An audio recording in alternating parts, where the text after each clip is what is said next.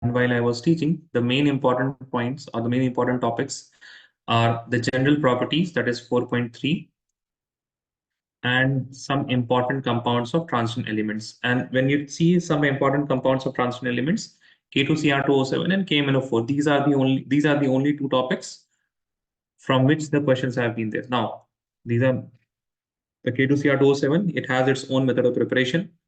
It's the structure. Structure is also very important. Please don't ignore the structure, even though it is just a title.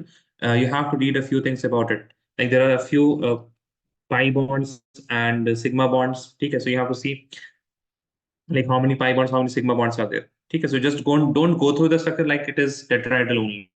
Okay, and all of those things will come in the questions in itself. Okay, key where you have to focus on while reading the notes. That is why we are doing questions first. Then you are going to revise the theory. Once you get what type of questions are present, then you are going to self-study and revise the theory. And after these questions revision is over, then we will look at the theory once again. Okay, so I have promised you guys for 2 complete revisions. One is for questions, and then we will start the theory revisions. Okay, and after that, if time permits, then we can have one more only questions type of revision once again. Okay, it depends. Let us see. But there are 2 revisions that I have promised, and we will be doing that 2 revisions. Now, student attendance quite low. It's even lesser than that we had in the initial days. Mornings, now I think all of you must be having exams. That is why. Actually, okay. So the analysis shows that these 2 topics are quite important. Then if I compare lanthanides and actinides, then obviously lanthanides are more important. The chemistry of actinides is not known, and that is why they cannot make too many questions from that topic. Okay. There are a few topics, for example, the position in the periodic table. There has been no questions asked. Then we have 4.2, that is electronic configuration of the D block. This is from here, you can expect one type of question only, and that is the only question that has been asked. General electronic configuration is one of the questions that can be asked. And what are there are some D block elements which are not transition elements. Okay, so that type of questions can be asked from here. In general properties, we are going to look because there is plenty of topics. One more thing is that all the question, this is quite important to note down, that all the questions of D and F block elements are going to be 1 mark question. That means I'm talking about individual questions, okay? Because even though in the last year and many a times, or for you also, this can be asked in the 5 mark section. But that 5 mark section will be having 5 marks. Sorry, not 5 marks, sorry. It will be having 5 different questions itself. Like the first question will be give reasons for the following. There will be 2 or 3 questions in there. Balance the following reaction. That will be another question. Give a method of preparation for something. So that will be another question. Okay. So this type of questions are asked. That means all the D and F block element questions are going to be 1 marks. So अब आपको mentally prepare क्या इससे क्या फायदा है इस जानने का that all the questions are going to be 1 mark. The important thing is that whatever answer you are going to write, it should not be too lengthy. आप किसी चीज के रीजन के लिए आप एक पैराग्राफ नहीं लिखेंगे. ठीक है. If there is some question which is requiring like, oh my god, it is requiring 4-5 lines of answer, then what you have to do, you have to look for the answer of that question and how it is written in any of the sources, like NCERT mein kaise, or you will see exemplar has question and as well as the answers long type also. Okay. If it is in previous year question paper, then you can download the marking scheme of CBSE and then you can look at the marking scheme of CBSE. Okay. So you have to make a few efforts while doing DNF block elements. First thing is that no lengthy answers, no lengthy answers. Okay. चलिए. Moving on to the first question from DNF block, that will be from electronic configuration. देखिए एक ही तरह का सवाल generally है from the electronic configuration which requires preparation. There are a few questions of transition elements which will not require any preparation from you guys, है ना? जैसे for example, see here. The first question, it requires some preparation, है ना? कि आपने D block elements अगर पढ़ा है तभी आप आंसर दे सकते हैं. What is this? The first question.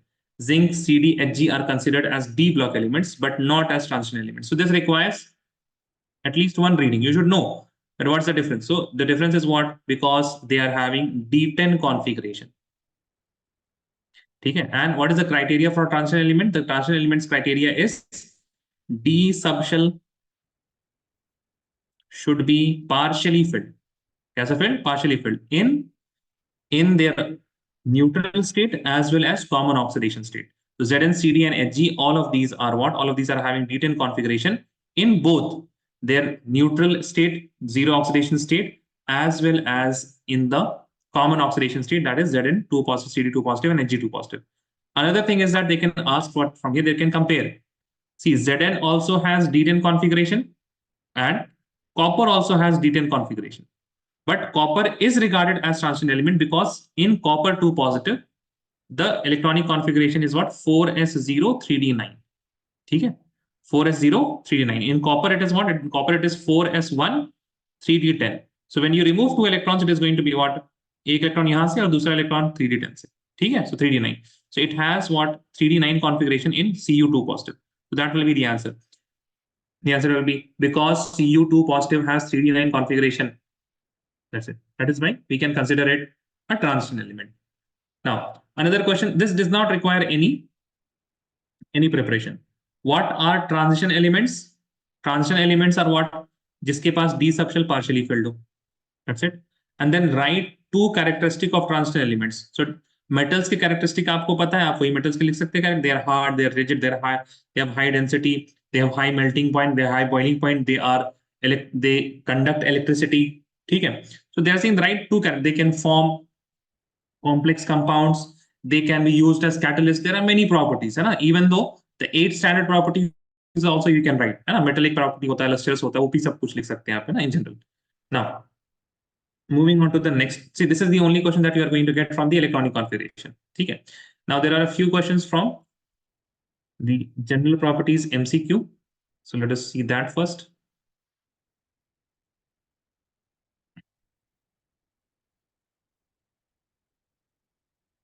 Now, I'm expecting some answers here and there. Okay. Which property of transition metals enables them to behave as catalyst? Try this question, guys. Third number. I will be giving you 30 seconds for this. Should I turn on the timer? Let me see. Let me just get the timer here.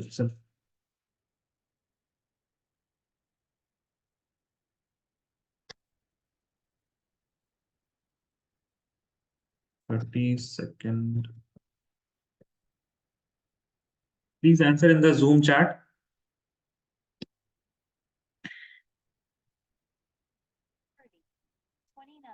28, 27, 26, 25, 24, 23, 22, 21, 20, 19, 18, 17, 16, 15, 14, 13, 12, 11. Guys, 10, I'm expecting some 9, answers. 8, 7, 6, 5, 4, 3, 2, 1. Yes, Deborah, correct. 0. See, it is the option. Yeah, Fahad, very good, correct. That is the option D. Variable oxidation states. That is why they can behave as catalyst. Okay. Now, which of the following is strong oxidizing agent? Strong oxidizing agent. ठीक है, तो इससे आपको ये पता चल रहा है that they are also going to give you the atomic numbers, है ना? So you can expect them. कि दे देंगे लेकिन याद करके चले जाइएगा, ठीक है? At least from till 30 you should be able to remember all the atomic numbers at least till 30. So oxidizing agent, what is oxidizing agent? Oxidizing agent gets reduced easily. ये तो दूसरे को ऑक्साइड करता है, उसके खुद के साथ क्या होता है वो ज्यादा इंपॉर्टेंट है, ठीक है? In order to identify what is a good oxidizing agent, उसके खुद के साथ क्या होता है? So oxidizing agents they get reduced easily. आसानी से क्या हो जाएंगे? Reduce हो जाएंगे. Reduce का मतलब gain electron easily. Gain electron easily. अब यहाँ पे आपके पास कौन है? Mn3 positive. If it gains electron, then it will become Mn2 positive. ठीक है? Now, if we are having the next option is Zn2 positive. If it gains electron, it will become Zn positive. ठीक है? Next we have chromium 3 positive. If it gains electron, then it will become chromium 2 positive. Next we have scandium 3 positive. If it gains electron, then it is going to become scandium 2 positive. ठीक है? अच्छा, अब आपको थोड़ा सा याद होना चाहिए the electronic configuration का ट्रिक क्या था. If you remember, the trick was जो आपके पास 25 है जैसे, तो न्यूट्रल स्टेट में it will be 4s2 3d5. Manganese is going to be 4s2 3d5. In plus 3 oxidation state, it is going to be 4s0 and 3d4. So it is 3d4 here. If it gains electron, it will become 3d5. ठीक है, तो I think you can see the answer here itself. 3d4 से 3d5 will be very easy because 3d5 is what it is. Tell me, क्या है? 3d5 is very stable half-filled configuration. Okay, but still, let us look at the other options. Zinc 2 positive. So zinc 2 positive is going to be what? It is 30. So 4s2 3d10. 4s2 3d10. In zinc 10 positive, the 3d और 4s0 है, s0 and 3d10. And if you are going to add one electron, तो वो 4s में जाएगा. तो यहाँ पे 4s0 से 4s1 हो रहा है. तो 3d is not changing. 3d10 पहले भी था, 3d10 अभी भी है. So there is no change. Now Cr3 positive to Cr2 positive. Cr is what? 24. 24 में से आप, so it is going to be what? 4s2. I hope you guys can see this. 4s2 3d4. Now chromium has 4s1 3d5. But if you are going to remove 3 electrons, then it's going to become what? 3d, एक electron यहाँ से 2 electron, 3d3. 3d3 से ये 3d4 हो रहा है. Not much change है ना, कुछ भी आप इसके बारे में बोल नहीं सकते. Then scandium 3 positive. Scandium is 21. If you remove electron, it will be 18. And 18 configuration होता है किसका? नोबल गैस का. अब इसमें यहाँ पे क्या हो जाएगा? यहाँ पे this is 3d0 and here it will be having 3d1. ठीक है. So from here I hope you guys can answer something कि सबसे आसान कौन सा होगा? Mn3 positive से Mn2 positive will be the easiest. Make sense? Yes or no? Please tell me. हाँ जी बताएं. ये बात समझ में आया आप लोग को? कैसे करना है answer? Yes or Yes, no sir. guys? Deborah जल्दी आंसर करें. फादल, Safia, Krishnapriya. Make sense everyone? Yes or no guys? Yes, sir. ठीक है, चलिए. कुछ बहुत सारे लोगों का नहीं आंसर आ रहा, लेकिन Deborah, Yes, sir. Krishnapriya, if you want me to explain once again, I can do that, but please थोड़ा attentive रहें and please answer guys. Yes, Krishnapriya. Yes, sir. Krishnapriya, you are sleeping? No, sir. पक्का? Yes, sir. हाँ, okay. What about you, Safia? Yes, I sir. think you guys joined late, ना? Safia Irfan and Safia Sheikh. हाँ, सफिया शेख, आप बताएं. हाँ sir, yes. थोड़ा late ना. ये सफिया इरफान, Yes, sir. थोड़ा लेट ज्वाइन किया आपने क्या? No, sir. I was there since the beginning. ठीक है, तो समझ में आया होगा. ठीक है, तो आंसर करेगा इस, ठीक है ना. सी देखिए, हम आपको पढ़ाने के लिए आए ना, हम यहाँ पे ऐसे लेक्चर देने के लिए नहीं आए. नहीं समझ में आ रहा तो फिर आप बताइएगा, and I need some answers यहाँ पे. ठीक है, चलिए. बहुत सारे लोगों को हम बता रहे हैं, even though I am going to do the second revision, लेकिन पहले रिविजन में देख लीजिए कितने बच्चे हैं, है ना. तो बहुत सारे बच्चों का ये फर्स्ट और लास्ट रिविजन होगा, वो आप खुद ही नहीं आइएगा. बात समझ में आ रही है? तो ऐसा मत समझिए कि हम सेकंड रिविजन बोल रहे हैं तो आपके पास भी टाइम होगा उस वक्त. ठीक है, तो इसी को आप मान के चलिए ये आपका आखिरी रिविजन है. वो तो हम कराएंगे, लेकिन अटेंडेंस की आपको समझ में आता है कि ये शायद आपका हो सकता है. राइट नाउ यू में भी थिंकिंग अभी नहीं कर पा रहे हैं, हम बाद में कर लेंगे अच्छे से, वो वैसा मत रखिएगा. ठीक है, क्लास में आ गए हैं जब, तो अच्छे से अटेंड कीजिए. ठीक है, चलिए. Mn3 positive will be what? It will be the best, strongest oxidizing agent. The incorrect statement about interstitial compounds. Interstitial compounds. अब ये ऐसा है ना, इंटरस्टिशियल कंपाउंड्स. अब इसके बारे में अगर आपने नहीं पढ़ा है तो फिर कोई आंसर कर पाएगा? बताइए. डी ब्लॉक एलिमेंट्स पढ़ भी लिया आपने. आपने क्या किया? आपने डी ब्लॉक एलिमेंट्स पढ़ भी लिया है, बट आपने फोकस नहीं किया इस पॉइंट पे. इंटरस्टिशियल कंपाउंड्स कहां था, आपको ध्यान ही नहीं है.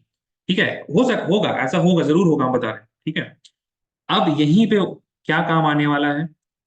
I have sent you guys index. Yes और no? How many of you saw that index? How many of you saw that index? Tell me guys. किसी ने नहीं देखा है? Oh my God भाई, कृष्ण प्रिया ने देखा है. Anyone else? Deborah has seen that. Okay, fine. और किसी ने इंडेक्स नहीं देखा है?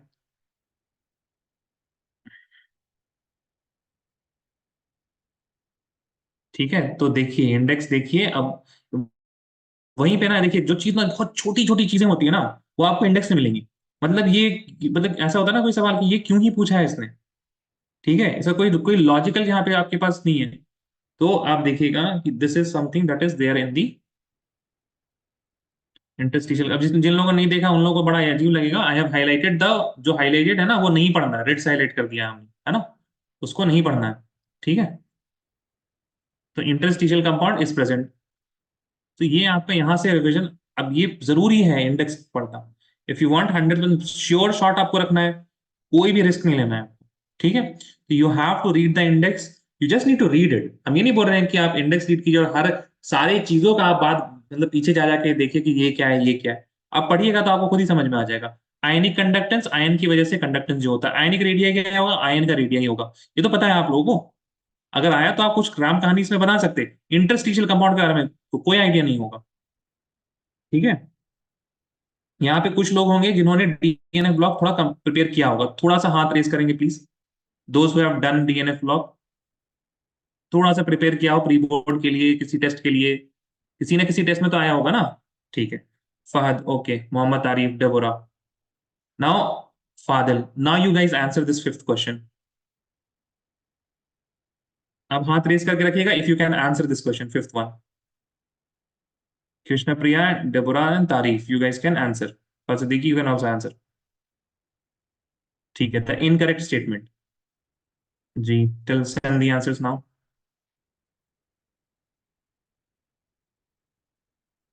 Send the answers, guys. In the chat, please. एक ही आंसर आया अभी तक.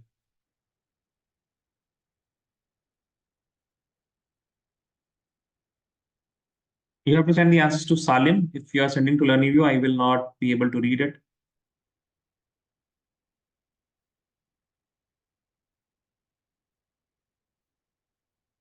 फादिल कृष्ण, सॉरी फादिल का आया है, कृष्ण प्रिया एंड फहद, आपका आंसर नहीं आया है।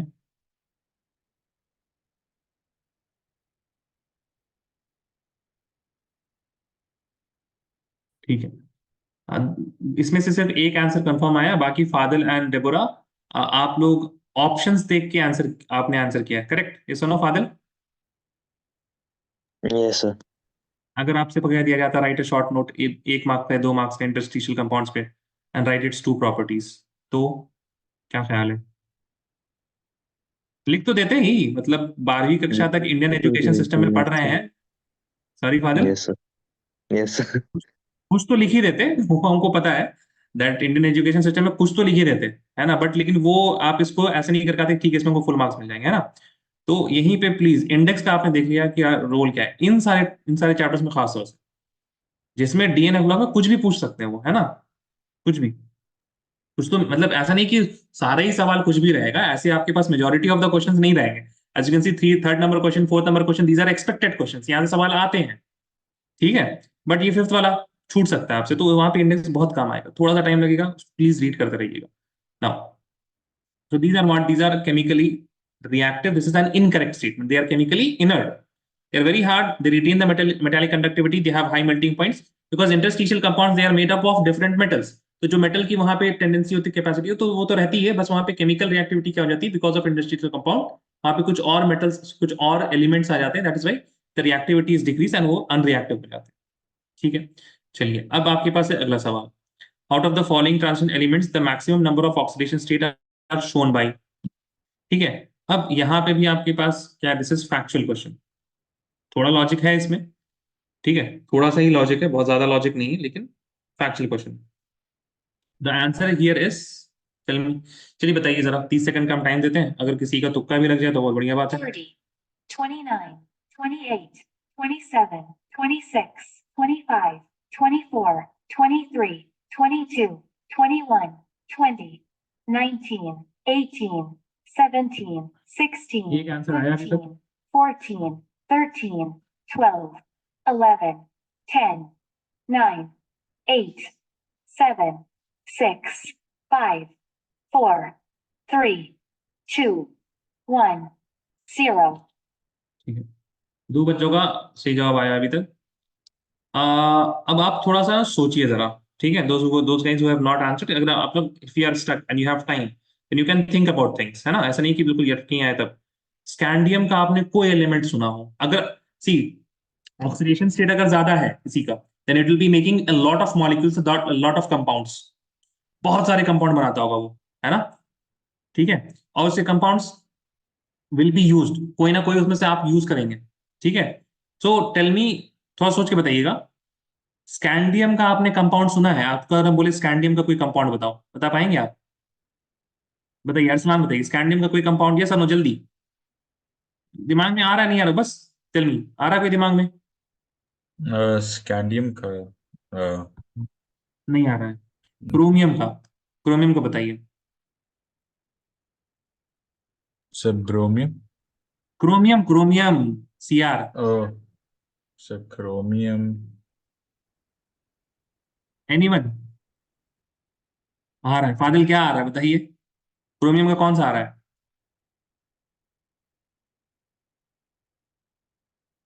CrO3 आ रहा है फाद के लिए। और बताइए, और बताइए। अरे ऑर्गेनिक केमिस्ट्री के लिए तो बहुत आ जाएगा ना, ऑर्गेनिक केमिस्ट्री भी जाओ, सारा केमिस्ट्री एक ही साथ आता है। बोलिए Aslan. Sir sir chromium CrNO3 होता है ना? CrNO3? Yes sir. CrNO3 नहीं कुछ होता है। ठीक है, फादिल को आ रहा है, ठीक है, ओके। मैग्नीज का, मैग्नीज का।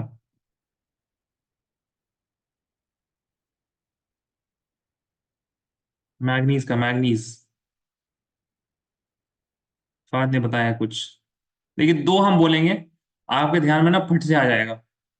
ठीक है, K2Cr2O7, KMnO4 भर भर के ऑक्सीडाइजिंग एजेंट की तरह हम लोगों ने यूज किया हुआ है, right, in organic chemistry.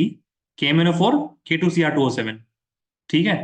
So both this compounds, और ये KMnO4, K2Cr2O7 are the important compounds of d block elements. वो क्यों नहीं आ रहा आपके दिमाग में? ठीक है, आयरन का, आयरन के ऑक्साइड्स होते हैं, ठीक है, mainly you will be running iron oxide और आयरन की क्लोराइड वगैरह। बट और एक तो यहां से आप ना कुछ हिंट्स ले सकते हैं कि आपका स्कैंडियम तो नहीं होगा भाई, इसका तो कंपाउंड ही दिमाग में, नाम जहन में आ ही नहीं रहा है कंपाउंड। अब उसके बाद आपके पास क्रोमियम के कुछ कंपाउंड्स आ गए, मैग्नीज से कुछ कंपाउंड्स आ गए, ठीक है। सोच के कीजिएगा, आपको टाइम लगेगा इसमें, आपके पास टाइम है, हम ये मान के चल रहे हैं, लेकिन आपको आता नहीं है आंसर, ठीक है। अगर यू गेट स्टक, सोच के फिर आप कैलकुलेट कीजिएगा। इसका K2Cr2O7 आ रहा है आपके पास, इसका CrO3 आ रहा है आपके पास, इसका मैग्नीज का आ रहा है आपके पास KMnO4 वगैरह। अब उसके बाद देख लीजिए किसका ऑक्सीडेशन स्टेट सबसे ज्यादा है, उसमें टिक करके आ जाइएगा, इफ यू डोंट नो। ठीक है, और दूसरा क्या है, ऑक्सीडेशन स्टेट का क्या लेना देना है? ऑक्सीडेशन स्टेट का लेना देना है कि how many unpaired electrons, maximum number of unpaired electron. Maximum number of unpaired electron is belonging to manganese. अब बोलिएगा सर लेकिन Fe के पास तो 8 हो सकते हैं, 2 इलेक्ट्रॉन होंगे S में, 6 इलेक्ट्रॉन्स होंगे D में, बट 6 इलेक्ट्रॉन्स आर व्हाट, उसमें एक पेयर हो जाएगा, है ना। तो maximum number of unpaired electrons are from manganese, और ये +7 ऑक्सीडेशन स्टेट तक दिखाता है, ठीक है। मैग्नीज शोज +7 ऑक्सीडेशन स्टेट तक, ठीक। चलिए आगे बढ़ते हैं, लेट अस सी सम अदर क्वेश्चंस।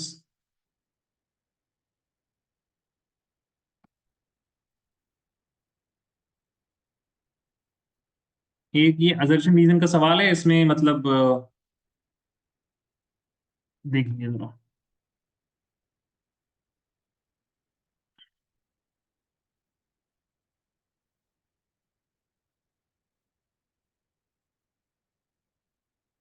बताइए, बहुत ही आसान सवाल है। पहला स्टेटमेंट ट्रू और फॉल्स, पहला स्टेटमेंट ट्रू और फॉल्स, पहला स्टेटमेंट ट्रू और फॉल्स, ट्रू और फॉल्स, बस यही बस बताओ, जल्दी बताओ भाई, इतना टाइम लग रहा है आप लोगों को। ट्रू और फॉल्स, चैट में जल्दी आना चाहिए, लिख विख रहे हैं क्या आप लोग सवाल? अरे बस आके बैठिए और आंसर करते रहिए, चैट बॉक्स खुला रहना चाहिए आपके फोन में या लैपटॉप में, आप और आपका हाथ आपके कीपैड में होना चाहिए, नजरें स्क्रीन पे होनी चाहिए, ठीक है। बताओ ये पहला स्टेटमेंट ट्रू है या फॉल्स है? Transmetal have low melting point, true और false? First statement assertion true है या फॉल्स है? सिर्फ फहद का आंसर आया है चैट में भाई, चैट में प्लीज, चैट में। असलान, डेबोरा, कृष्णा प्रिया, सफिया अरे आंसर आना चाहिए, तारीफ।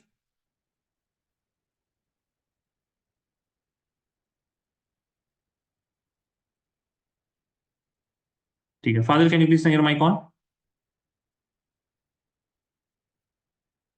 Father, yes sir.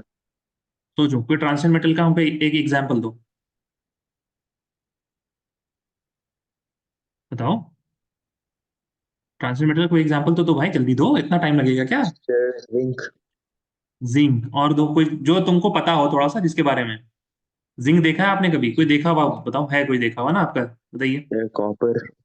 Copper, high melting point, low melting point? Copper high melting point, sir. Iron, Yes, sir. Iron iron Iron high melting point. False हुआ ना। दो आपके पास एग्जांपल आ रहे हैं, दोनों ही फॉल्स हो रहे हैं, है ना। तो Oh, अच्छा. ठीक है, Yes, sir. I read the statement wrong. so you read the statement he wrong, ठीक है। I said तो high, yeah, high melting point, I thought. हाँ नहीं, तो फिर स्टेटमेंट ध्यान से पढ़ेंगे आप, है ना। आप ये Yes, आप sir. Note Yes, down sir. कर लीजिएगा कि आप गलत पढ़ते हैं। समझ में आ रही है। अब ये फॉल्स Yes. हो गया, हमने ये फॉल्स लिख दिया, आप आंसर बताओ इन द चैट ABCD में। असर्शन इज फॉल्स, आंसर बताइए सारे, क्या सबका आंसर आना चाहिए। अरसलान, डेबोरा, फहद, कृष्णप्रिया, तारीफ, फादल, सबका आंसर। ठीक है, फहद का आ चुका आंसर, बाकी लोग बताएंगे। डेबोरा का आ गया, तारीफ का आ गया।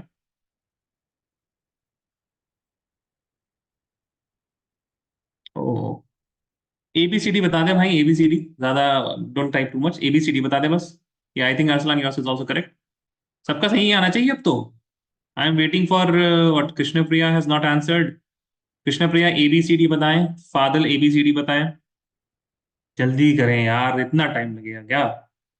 अरे रे रे, असर्शन फॉल्स कहाँ पे भाई, लास्ट स्टेटमेंट है। Assertion correct, both are correct, ये भी करेक्ट, तीन ऑप्शन हो गई नहीं। D, Fadal, Fadal. Yes, sir. Yes, sir. Yes sir से कैसे काम चलेगा, आपने आंसर क्यों नहीं किया।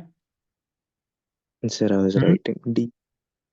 राइटिंग कहाँ रहा, where were you writing. No, I was typing. Typing इतना टाइम लग रहा डी लिखने में आप, जल्दी Yes, sir. ना। उसमें 1 घंटे की हमको क्लास लेनी है, ठीक है। तो 2 दिन तो कम से कम लगेंगे, ऐसा नहीं कि एक दिन में हम ऐसे करा देंगे। ठीक है, चलिए आगे बढ़ते हैं। इधर सवालों को देखते हैं, सवाल समझ रहे हैं अभी हम, है ना। सी, ये रिवीजन तो हो रहा है आपका, सवाल समझने के लिए। सवाल कैसे आते हैं, तो once you know the question, फिर आप जब थ्योरी को पढ़ेंगे ना, तो एक नया उसमें आपके पास एक नया नजरिया होगा, आपको समझ में आ जाएगा। आप जैसे ही पढ़ेंगे ना, कलरलेस क्यों होता है कुछ, आप जैसे नॉन ट्रांसलेट, आपका दिमाग चमकेगा, भाई ये सवाल आता है। ठीक है, देखिए फिर से सवाल आ गया है, फिर से वही सवाल आ गया, repeated. Why are ZnCdHg non-transition elements? Which transition metal of D series does not show variable oxidation state? ये बताइए, किसी को पता है। मतलब वेरिएबल ऑक्सीडेशन से एक ही ऑक्सीडेशन स्टेट शो करता है वो। ये फैक्चुअल क्वेश्चंस आ गया, समझ में आ रही है बात। These are factual questions. हाँ, बात करेक्ट, एक ही है उसमें, दैट इज स्कैंडियम। स्कैंडियम क्या करता है, scandium shows only +3 oxidation state, because +3 में बहुत खुश है, 18 इलेक्ट्रॉन होते हैं, आर्गन का भाई बन जाता है बिल्कुल, नोबल गैस कॉन्फिगरेशन। ठीक है, तो स्कैंडियम पहला ही, first one, it does not show variable oxidation state. ठीक है। Why do transition metals and their compounds show catalytic activity? Repeated. Why are melting points of transition metals are high? ये बताइए जरा रीजन। ड्यू टू, क्या reason है, ये तो repeated है ना, दिस इज रिपीटेड, हम लोगों ने देख लिया है क्यों होता है, वेरिएबल ऑक्सीडेशन स्टेट है।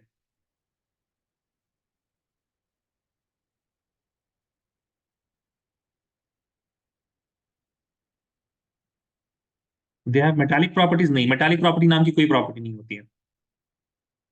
Metallic is a nature, and metallic metal का मतलब होता है the elements which has tendency to lose electron.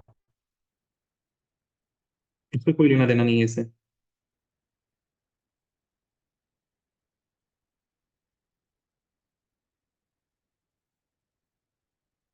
ठीक है, इसमें 2 लेवल का हम आंसर आपको देंगे, आप एक लेवल में भी आंसर को छोड़ सकते हैं, कोई दिक्कत की बात नहीं है। फादिल ने जो आंसर किया है वो उनको थोड़ा थोड़ा कुछ कुछ याद आ रहा था, इस वजह से उन्होंने कर दिया। देखिए बहुत सिंपल सा आंसर इसमें आएगा, because first level of why, why do they have, because of. हाँ, ये फहद का सेकेंड लेवल का वाई का आंसर है, पहले तो due to strong metallic bond, strong metallic bond, due to strong metallic bond as they have large number of unpaired electron। ठीक है, तो जितने ज्यादा अनपेड इलेक्ट्रॉन होंगे उतना ज्यादा यहाँ पे मेटालिक बॉन्ड स्ट्रांग होगा, जितना ज्यादा मेटालिक बॉन्ड स्ट्रांग होगा उतना ही मेल्टिंग पॉइंट हाई होगा। इसमें से एक एक्सेप्शन है मैग्नीज का, मैग्नीज के पास it has maximum 7 unpaired electrons होते हैं, but because manganese has d5 electron, all the 5 electrons are very much held tightly by the nucleus, and that is why they are not able to take part in the metallic bond formation.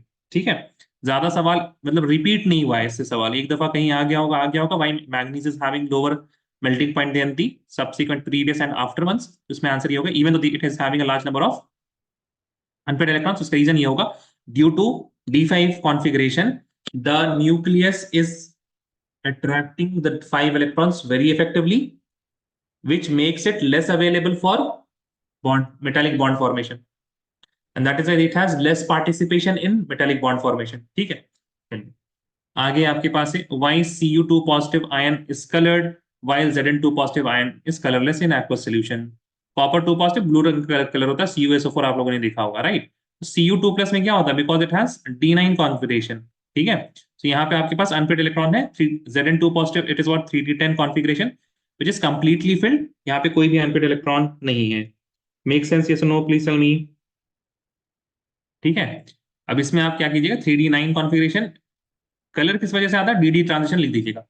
Colour आया, ठीक है, colour आया तो D transition लिख दीजिएगा ion से case में. अगर आपके पास कोई कंपाउंड आ रहा है तो कंपाउंड में हम आपको बता देंगे, एक LMCT नाम की चीज होती है, ligand to metal charge transfer, उसके बारे में हम बता देंगे. एक सवाल आया हुआ है कहीं पे, ठीक है ना, I don't remember right now, maybe I think last year के सैंपल पेपर में था वो सवाल. खैर, out of zinc and tin whose coating is better to protect iron object, ये इसका सवाल नहीं है, रॉन्ग. जिंक और टिन वाला जो सवाल है ना, whose coating is better to protect, this is from electrochemistry. ठीक है, ये पब्लिशर्स की गलती है, जिंक और टिन देख के उन्होंने थोड़ा सा इमोशन में बह गया और DNF ब्लॉक में डाल दिया ये सवाल. ठीक है, कोटिंग और रस्टिंग से बचाने के लिए it is basically an electrochemical reaction, redox reaction happening, तो वो इलेक्ट्रोकेमिकल बारे में हम लोग देख लेंगे इसको. ठीक है, और इस तरह का कोई ना कोई सवाल होगा ही वहां पे, रिपीटेड सवाल है ये जिंक और टिन वाला, रिपीटेड. ठीक है, copper account for the following copper plus compounds are white whereas copper 2 compounds are coloured. फिर से देखो कलर पे कितना सवाल आता है. कॉपर 1 कंपाउंड जब भी कलर का सवाल है 3D10 होता है ये, एंड कॉपर 2 कलर क्यों होते हैं, बिकॉज इसमें 3D9 होता है and it can show DD transition, it can show DD transition. ठीक है, तो ये हो गया. Right the formula of oxo अनायन of chromium in which it shows oxidation equal to its group number. ये टेढ़ा सवाल है थोड़ा सा, है ना, कि इसमें आपको ग्रुप नंबर भी पता होना चाहिए. तो ग्रुप नंबर पता करने के लिए बहुत ही आसान तरीका, शक्ति वी क्रम मन फे को क्रम ही आ जाएगा ना. तो दिस इज 21 22 23 24. ठीक है, ये आपके पास group 1 group 2 group 3 group 4 group 5 और ये ग्रुप 6 हो गया. ठीक है, तो आपको बोला हुआ है क्या, एक ऑक्सो अनायन बनाने के लिए. ऑक्सो अनायन मतलब ऑक्सीजन के साथ वाला, ये Cr2O7 2 नेगेटिव कर लीजिए. ऑक्सो अनायन भी हो गया, ऑक्सी वाला है क्या, है ना. अब ये कहां से आ गया, दिस इज फ्रॉम, वो आपके पास टॉपिक नहीं है, some important compounds of DNF block element K2Cr2O7, तो उसी का ही Cr के यहाँ पे, और इस ऑक्सीडेशन स्टेट हियर, दो क्रोमियम में से 2x plus 7 into -2 for oxygen will be equal to -2. So 2x minus 14 is equal to -2. 2x is equal to 14 minus 2. That will be equal to x is equal to 12 by 2. That will be equal to 6. 6 इसका oxidation state भी है और 6 इसका क्या है, that is its group number also, है ना. तो थोड़ा सा टेढ़ा सवाल है. चलिए, और बेसिकली ये आया सिर्फ इस वजह से है कि NCERT सॉरी CBSE कम से कम एक्सपेक्ट करेगा ना कि आप NCERT करके आए. ठीक है, सो इसी वजह से आया है, अदरवाइज इस सवाल का कोई मतलब नहीं है. ठीक है, इस तरह से सवाल पूछने का.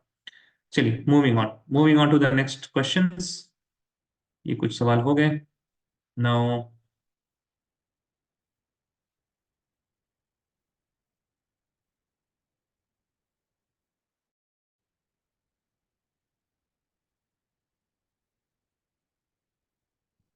अब ये सेम सवाल उन्होंने पूछ दिया मैग्नीज के लिए. ठीक है, दिल्ली वालों, तो दिल्ली में जो आपके पास पेपर आया था उसमें 2017 में दिया वास्ट, राइट द फॉर्मूला, तो it will be what MnO4 negative, है ना, here it has +7 oxidation state. ठीक है, आप लोग देख लीजिएगा. How would you account for the following transition metal formed coloured compounds. क्यों होता है भाई, कलर आया तो एक पर्टिकुलर फ्रेज होना ही चाहिए.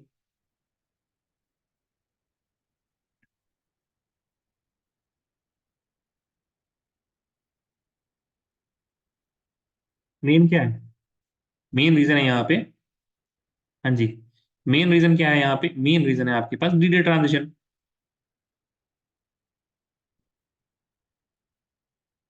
ठीक है, एक तो डी ट्रांजिशन होना चाहिए, है ना, और दूसरा unpaired electrons. Very good, very good, unpaired electrons, क्योंकि आपको पता है इफ कंप्लीटली पेड इलेक्ट्रॉन्स है तो वहां पे डी ट्रांजिशन हो ही नहीं सकता है। अनपेड इलेक्ट्रॉन्स, ठीक है, D unpaired electron in D subshell लिख ले तो और ज्यादा हो जाएगा डी सबशेल, ठीक है, अनपेड इलेक्ट्रॉन।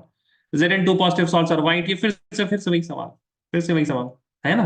तो रिपीटेड क्वेश्चन आप देख रहे हैं, why do transition element show variable oxidation state, इसका जवाब बताएं जरा। Due to, this is repeated है ना, Zn2 प्लस ये होता है 3d10, तो डी ट्रांजिशन नहीं हो सकता, Cu2 पॉजिटिव 3d9 जहां पे डी ट्रांजिशन हो सकता है। थोड़ा सा हम आपको ये भी बता देते हैं कि 3d10 में क्यों नहीं होगा। सी, इलेक्ट्रॉन को ट्रांसफर होने के लिए एक स्टेट से दूसरे स्टेट जाने के लिए कोई खाली ऑर्बिटल चाहिए, है ना। सो until unless there is at least unpaired electron, unpaired मतलब पेयर नहीं हुआ, पेयर नहीं हुआ यानी कि वहां पे it has a vacancy of one electron, so electron इस ऑर्बिटल से उस ऑर्बिटल जा सकता है, ठीक है, that is why we need unpaired electrons। हाँ जी बताएं। हाँ जी, element show variable oxidation state, why.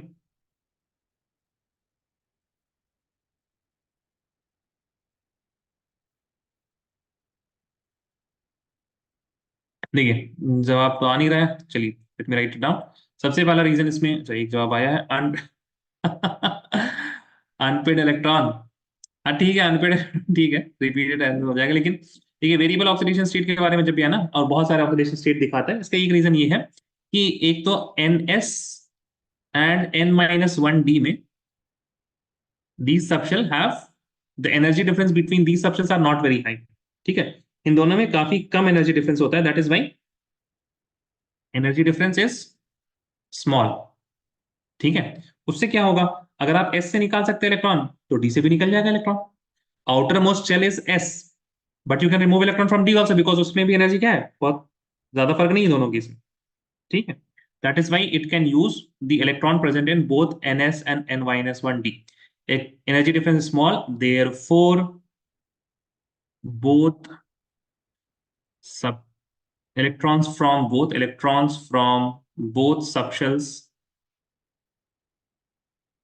can be used for bond formation, ठीक है। ऑक्सीडेशन स्टेट का मतलब वही होता है, आयंस की बात नहीं की जा रही, ऑक्सीडेशन स्टेट जो होगा ना, ऑक्सीडेशन स्टेट होगा किसी कंपाउंड के अंदर ही, ठीक है ना, प्लीज इस बात को ध्यान रखिएगा, यहाँ पे किसी आयन की बात नहीं की जा रही। For example Cr3 positive is individual ion, ठीक है, लेकिन जब आपके पास Cr2O7 2 नेगेटिव होता है, देन ऑक्सीडेशन स्टेट यहाँ पे क्या है, दिस इज +6। तो इस तरह के ऑक्सीडेशन स्टेट के बारे में बात कर रहा है। कंबाइंड स्टेट में जब भी ऑक्सीडेशन स्टेट की बात होती है तो आयंस की बात नहीं होती, वो कंबाइंड स्टेट की बात होती है, that means they are talking about bond formation. चलिए मूविंग ऑन, काफी यहाँ पे सवाल है 2 मार्क्स का। वैसे हम 2023 के बारे में आप लोगों को बता देते हैं। Again as I have said earlier also, 1 marks का ही सवाल आएगा, है ना, if whether it is asked in 2 marks, 3 marks या 5 मार्क्स, ठीक है, उसका कोई मतलब नहीं बनता है। सारे के सारे सवाल क्या है, 1 मार्क्स ही है, ठीक है, all the questions are from 1 marks only. अब देखिए दीज आर व्हाट, यहाँ पे कितने मार्क्स का सवाल है, दिस इज 2 मार्क्स क्वेश्चन, है ना। 2 मार्क्स क्वेश्चन आप देखिए, calculate the spin only moment of cobalt 2 positive by writing electronic configuration of cobalt and cobalt 2 positive, ठीक है। तो देखिए अभी इलेक्ट्रॉनिक कॉन्फिगरेशन लिखने का 1 marks, spin only magnetic moment निकालने का 1 मार्क्स, ठीक है। तो बेसिकली दिख रहा है आपको 1 सवाल, लेकिन है इसमें 2 सवाल, है ना। चलिए तो कोबाल्ट 2 पॉजिटिव आपके पास है, कोबाल्ट इलेक्ट्रॉनिक कॉन्फिगरेशन ध्यान रखिएगा, यहाँ पे 27, आपको यहाँ पे ऐसे लिखना पड़ेगा आर्गन, ठीक है। उसके बाद आपको लिखना पड़ेगा यहाँ पे 4s2, उसके बाद लिखना पड़ेगा आपको यहाँ पे 3d7, फिर कोबाल्ट 2 पॉजिटिव लिखिएगा आप, ठीक है, कोबाल्ट 2 पॉजिटिव, जिसमें से you are going to remove the electron from 4s not 3d7, 4 shell is the outermost shell, तो 4s 0 हो जाएगा और 3d7 हो जाएगा। देन अब आपके पास 3d7 है, then how many unpaired electrons you have to have, कितना अनपेड इलेक्ट्रॉन होगा, 1 2 3 4 5 हो गए, 3 2 5, ठीक है, 1 2 3 4 5 6 7, so here we are having 3 unpaired electrons. Now what is the formula, mu it is equal to root under, tell me guys, n into n plus 2, ठीक है, तो यहाँ पे आपके पास क्या आ जाएगा, root under 3 × 3 + 2 = 5, this will be equal to √15। ठीक है, √15। अच्छा, यहीं पे अब हम आपको ना एक चीज बता देते हैं कि √15 तो ऐसे आप लोगों को कुछ आइडिया है, बताइए जरा अप्रोक्सीमेटली। 3.9 लिख दीजिएगा, बिकॉज देखिए 16 अगर होता तो वुड बी 4, 15 है तो 3.9 के करीब होना चाहिए इसका, है ना। तो वो कैलकुलेट करने के, अगर आप लोग, how many of you know how to calculate the root, tell me guys, raise your hand. How to calculate the root, Fahad को पता है, और किसी को पता है? और किसी को नहीं पता, ठीक है। चलिए, एक तो ये ट्रिक हो गया आपके पास कि जो नियरेस्ट है ना, आसपास में कोई है तो उससे थोड़ा सा रिलेट करके आप निकाल सकते हैं, दैट विल बी अप्रोक्सीमेशन। एक और आप फॉर्मूला यूज कर सकते हैं, अगर आपको निकालना है √(x), ठीक है, then it is approximately equal to x + y divide by 2√y। What is y here? y is nearest perfect square before x, nearest perfect square before x, लेकिन है ना x से पहले। सो हियर x आपके पास क्या है, 15 है। Nearest perfect square before x is 9 divide by 2 × 3, that will be equal to 6। ठीक है, तो 9, ये कितना हो जाएगा, 24। 6 4 24 आ जा रहा है यहाँ पे, तो 6 4 हो जाएगा ना, 9 24, हाँ 6 4, तो अप्रोक्सीमेटली इक्वल टू 4 आ रहा है। ठीक है, तो छोटे नंबर्स के लिए आप यही कीजिए, ये बड़े नंबर्स के लिए ज्यादा इफेक्टिव होता है जनरली। ठीक है, तो छोटे नंबर्स के लिए आप यही कर लीजिएगा, जहाँ पे डेसिमल मतलब नजदीक में आपके पास, जैसे 16 आ गया तो 3.9 लिख दीजिए। ठीक है, तो अप्रोक्सीमेटली आपका सही आंसर आएगा। लेकिन ये तो सही नहीं हुआ यहाँ पे, लेट मी, अगर हम यहाँ पे करें 16 + 9 डिवाइड बाई 6, सही आंसर नहीं आएगा। ठीक है, इस फॉर्मूला इस राइट जनरली यूज हो जाता है बड़े बड़े नंबर्स का, हम इसी तरह से इस्तेमाल करते थे, बट स्मॉल नंबर्स में ये नहीं वैलिड हो रहा है। For small numbers you will just look at perfect square near by, और वहां से अप्रोक्सीमेशन आप कर लीजिएगा, तो I think that will be much better. अगर कुछ नहीं मिले आसपास, बिल्कुल 2 3 नंबर आगे पीछे, तो फिर आप इसको यूज कर लीजिएगा। ठीक है, जनरली हो जाता है, अभी नहीं हुआ बट हो जाता है। अगर CR3 पॉजिटिव तो कौन 4s1 लेना होगा या 4s2? CR3 पॉजिटिव, भाई फहद थोड़ा माइक ऑन करें, हम समझ नहीं आ पा रहे हैं आपका सवाल। Why there is this question? CR में होता है 4s1 3d5। ठीक है, अब आपने CR से एक इलेक्ट्रॉन निकाला तो S1 से जाएगा, फिर दूसरा निकाला तो D से जाएगा, फिर एक और निकाला तो वो भी D से ही जाएगा। जी फहद, CR3 पॉजिटिव में 4s 0 होगा, और 3D में भी 3 होगा। नहीं नहीं, अभी पूछिए ना, फिर बाद में क्यों पूछेंगे आप? यस फहद, टेल मी।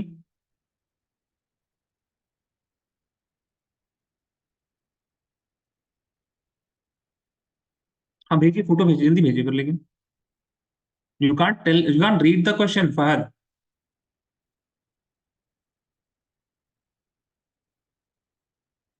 अभी नहीं है? अच्छा, ये तो लेके बैठा करें प्लीज, है ना। But you understood what I am trying to say, CR3 positive का 4s0 3d3 होगा, वो सवाल ही नहीं है कि 4s1 होगा या 4s2 होगा। Make sense? हाँ, ठीक, चलिए, वेरी गुड। हाँ, calculate the number of unpaired electron in the following gases ion, ये फिर से आप लोग कर लीजिएगा। ठीक है, ये एक सवाल हो गया, calculate the number of unpaired electron, एक सवाल। अगला सवाल, अच्छा ये उससे पहले आ चुका है यहाँ पे, give reason and select one atom ion which will exhibit as property. CR3 positive और CR exhibit diamagnetic behaviour, you will do this thing, उसके बाद कर लीजिएगा। क्रोमियम और copper, high melting point and boiling point, that will depend on number of unpaired electron. Unpaired electron पे depend करने वाला है, क्रोमियम और कॉपर में कौन ज्यादा होगा। Make sense? सुनो, यस सर। ठीक है, तो बताइए क्रोमियम और कॉपर में किसके पास ज्यादा अनपेड इलेक्ट्रॉन होंगे?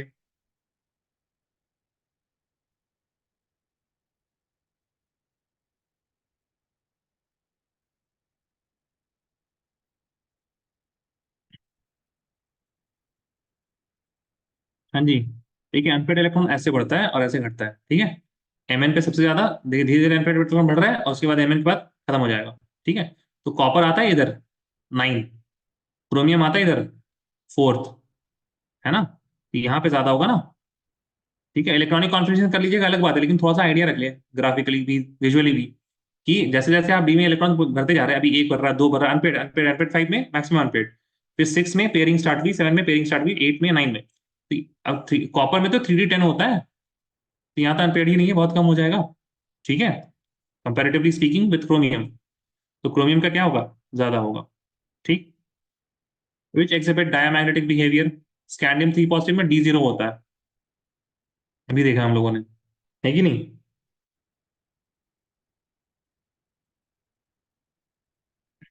ठीक है, क्रोमियम 3 पॉजिटिव में अभी हम लोग ने देखा 3d3 होता है। ठीक है, तो डायमैग्नेटिक बिहेवियर कहाँ पे होगा, स्कैंडियम में होगा। चलिए फिर आगे बढ़ते हैं। These are calculate the number of unpaired electrons in each of the following. Basic सा सवाल है, इलेक्ट्रॉन्स आपको निकालने हैं, that's it. Which one of them is most stable in aqueous solution, aqueous solution में मोस्ट स्टेबल कौन होगा। ठीक है, इसके ऊपर सवाल है। एक्वस में क्या होगा, देखिए हम आपको यहाँ पे अब दिखा देते हैं जरा। यहाँ पे ये आ गया आपके पास T2G3 वाला एक फंडा जो है T2G3 वाला, this is related to a bit of coordination compounds, क्योंकि सबने अब कोऑर्डिनेशन कंपाउंड्स पढ़ लिया है, that's why I can easily explain it here. ध्यान से देखिएगा, Cr3 पॉजिटिव के साथ फंडा ये, Cr3 पॉजिटिव का होता है electronic configuration 3d3, and when you are placing this in water, तो ये एक्वा कॉम्प्लेक्स बना सकता है H2O6, and when it is making H2O6 complex पानी के अंदर, तो वहां पे होगी ऑक्टाहेड्रल स्प्लिटिंग। ऑक्टाहेड्रल स्प्लिटिंग में आएगा T2G लेवल, EG लेवल।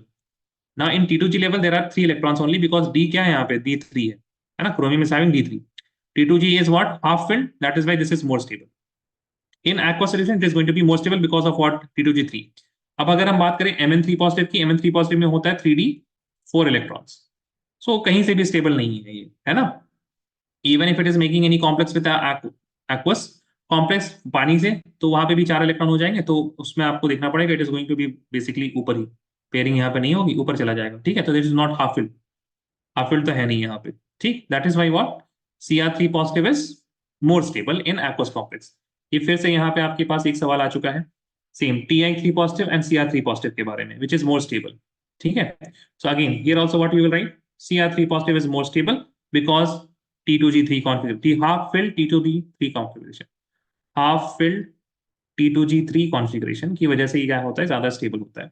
ठीक, give reason transition metal alloys, देखिए फिर से आप देख रहे होंगे दैट ऑल ऑफ ये एक एक सवाल है, बट आपके जो मार्क्स डिपेंड कर रहे हैं, these are 2 different answers that you have tried, है ना। Calculate the number of unpaired electrons in the following ions, unpaired electrons का होगा 1 मार्क्स, और उसके बाद ये बताने का which is more stable and why. ठीक है, all of these are 1 marks questions only, अलग अलग स्टेटमेंट आएंगे सबके, है ना। Transition metals form alloy, why does it form alloy, alloy क्यों बनाता है ट्रांजिशन मेटल। एलॉय बनाने का एक रीजन है, दैट इज, ये आप पढ़िएगा, जब आप एलॉय पढ़िएगा तो उसमें पढ़िएगा सिमिलर। एलॉय में क्या होता है, एक मेटल दूसरे मेटल के साथ मिल जाता है, and that is only possible if they have similar atomic radii.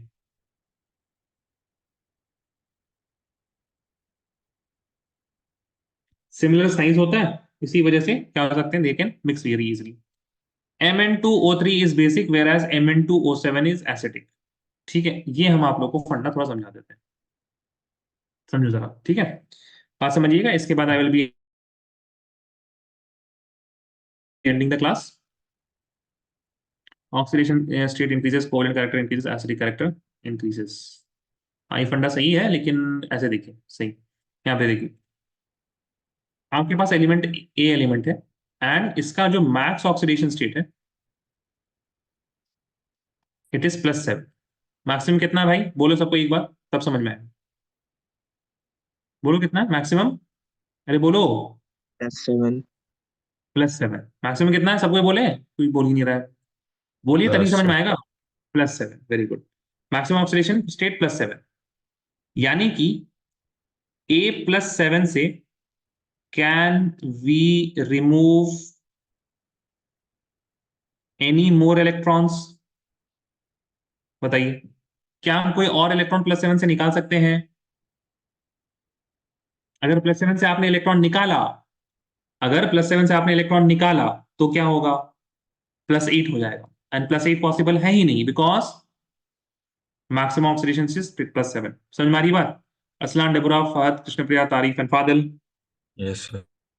ठीक है, तो the only possibility for +7 is what? It can gain electron.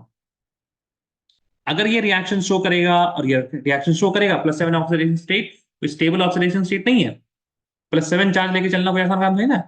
सो अगर ये ऑक्सीडेशन स्टेट कोई शो करेगा that it is going to gain electron. If it is gaining electron that means it will A+7 will get reduced.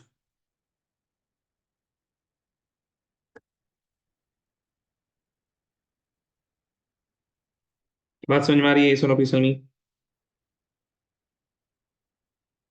ठीक है। तो ये तो बात हो गई कि आपके पास A+7 ऑक्सीडाइज होगा या रिड्यूस होगा। इसको कैसे आप लिंक कर सकते हैं? देखिए, ये सवाल एसिडिक नेचर के ऊपर था क्या? अच्छा, एसिडिक नेचर के ऊपर है, ये भी हो जाएगा, कोई दिक्कत की बात नहीं है, सेम ही चीज है दोनों, ठीक है। आप लुईस कंसेप्ट को अगर इंक्लूड कर लेंगे तो दोनों सेम ही चीज है, ठीक है। तो आपके पास अब ये क्या करेगा? इलेक्ट्रॉन गेन करेगा। इलेक्ट्रॉन गेन करना एसिडिक बिहेवियर है, बेसिक बिहेवियर? ये बताइए आप लोग।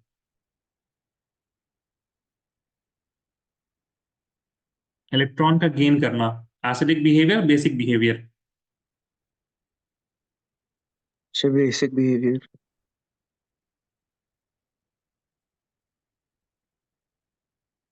इलेक्ट्रॉन का गेन करना, ठीक है भाई। अच्छा बोलो, H+ एसिडिक है या OH नेगेटिव एसिडिक है? कौन है एसिडिक? H+ एसिडिक है या OH नेगेटिव एसिडिक है? Sir H+। इलेक्ट्रॉन कौन गेन करेगा? H+ गेन करेगा, OH नेगेटिव गेन करेगा? H+। H+. इलेक्ट्रॉन कौन H+ करेगा, है ना? पढ़ना क्लियर? सही है। Yes sir. तो इलेक्ट्रॉन को गेन कर रहा है। लुईस एसिड क्या होते हैं? The elements, sorry, the compounds which have tendency to gain electron. AlCl3 जिनका ऑक्टेट कंप्लीट नहीं होता है, BH3 जिनका ऑक्टेट कंप्लीट नहीं होता है, सो दीज आर लुईस। तो यहां से आपको ये पता चला कि अगर किसी के पास टेंडेंसी क्या है, इलेक्ट्रॉन को गेन करने की है, क्योंकि आपको ये तो समझ में आ रहा है ना, यहाँ पे एसिडिक बिहेवियर, बेसिक बिहेवियर जो है, it is not going to depend on the tendency to lose H+ और OH negative. H+ OH negative तो है ही नहीं इसमें, राइट। तो यहाँ पे ऑक्सीडेशन स्टेट पे ही गेम है कि गेन करेगा इलेक्ट्रॉन या लूज करेगा इलेक्ट्रॉन, ठीक है। चलिए आते हैं इधर ना। If it is able to gain electron, ये क्या कर रहा है? गेन करेगा electron, that means maximum oxidation state है अगर आपके पास, या फिर अगर हम ये कहें higher oxidation state, behaves as acid, behaves as acid. बात समझ में आई?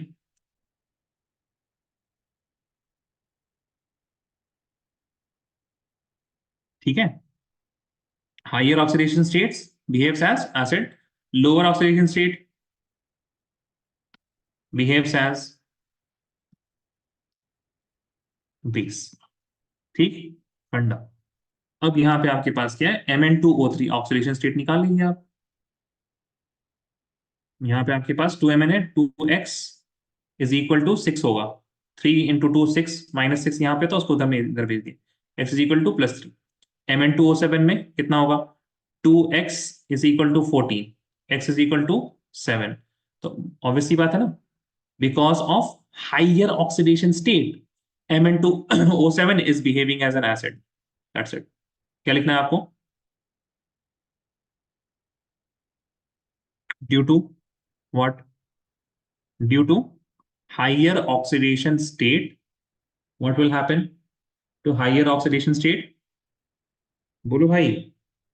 Due to higher oxidation state, acidic nature increases, है ना। lower oxidation state में basic nature होता है।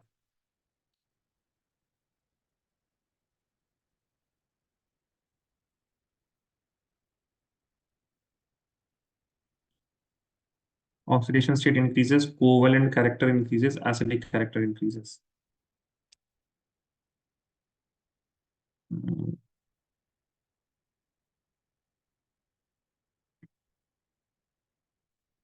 तो ना, इसमें तो दूसरा ये रीजन सही नहीं होगा ना। हाँ, बात, what do you think?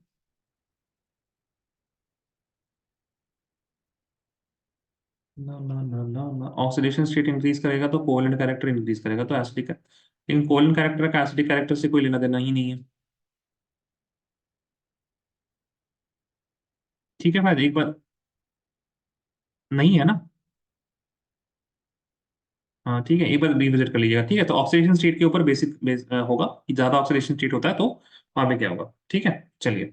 Use the following data to justify and also justify giving reason. Use to answer the following. अच्छा, कुछ सवाल थे, क्या सवाल थे, देख लेंगे इसको। दो सवाल है, इसको देख ही लेते हैं, है ना। उसके बाद फिर हम लोग आगे बढ़ते हैं।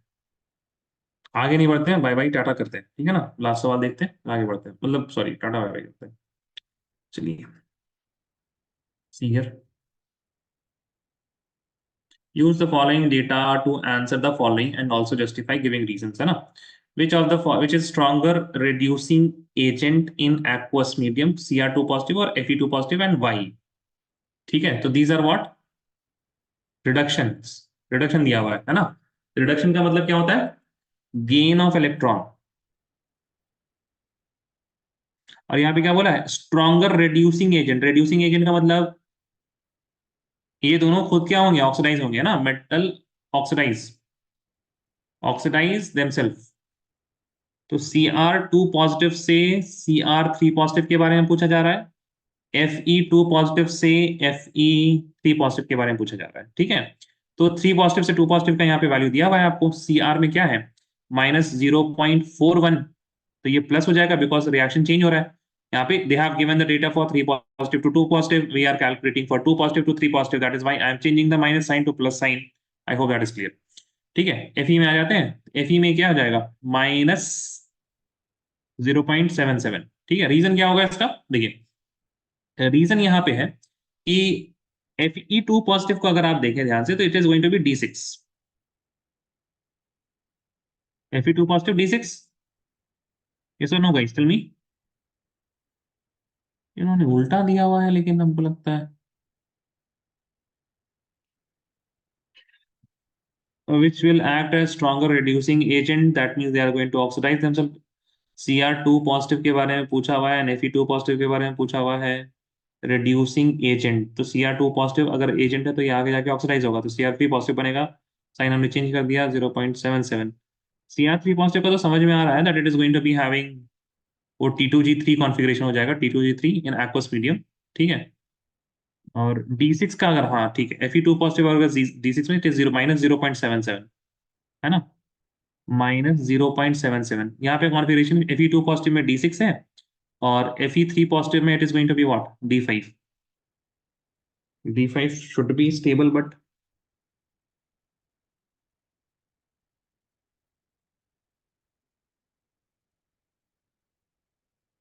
ठीक है, लेकिन हो सकता है एक्वस मीडियम में वहां पे T2G कॉन्फ़िगरेशन में इस तरह से हो जाता हो, एंड 1 2 3 4 5 तो स्टेबलाइजेशन नहीं मिलता हो एक्वस सोल्यूशन में।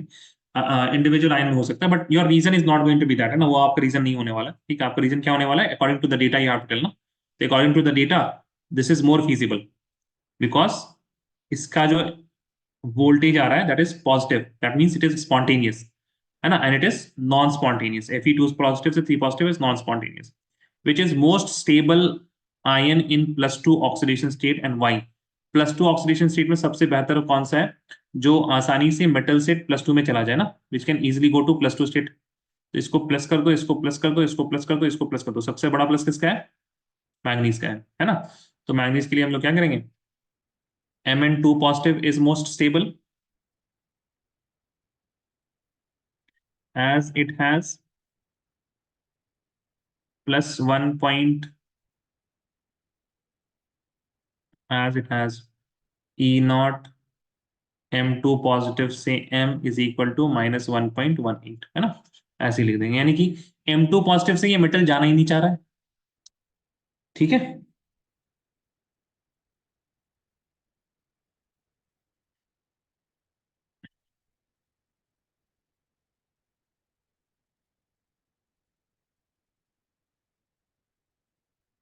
Is there anything else?